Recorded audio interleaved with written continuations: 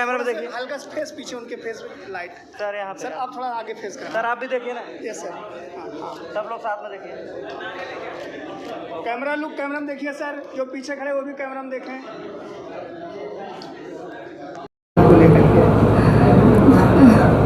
हम यही कहना चाहेंगे कि जो भी हम लोग सब एक साथ में मिल के कर रहे हैं वो समाज को उसे एक अच्छा सीख मिले और समाज अच्छे से सुधर जाए, ताकि मेल और फीमेल के बीच में जो डिफरेंसेस हैं वो मिट जाए।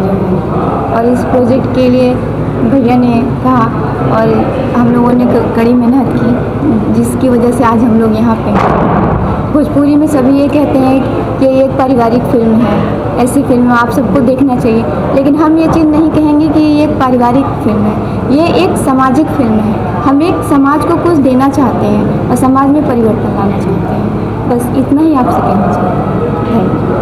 सायरा मैडम, आप कैसे इस फिल्म से जुड़ी, कैसे कास्टिंग हुई, डायरेक्टर साहब के ऊपर कितना आपका भरोसा था या कितना नहीं था, आप क्या कहना चाहें? ऊपर लाया उन्होंने, उस नीचे गंदगी में दबा हुआ था वो ऊपर उन्होंने ला के साफ किया। उसी तरीके से समाज में जो गंदगी फैली हुई है उसको दूर करना चाहते हैं।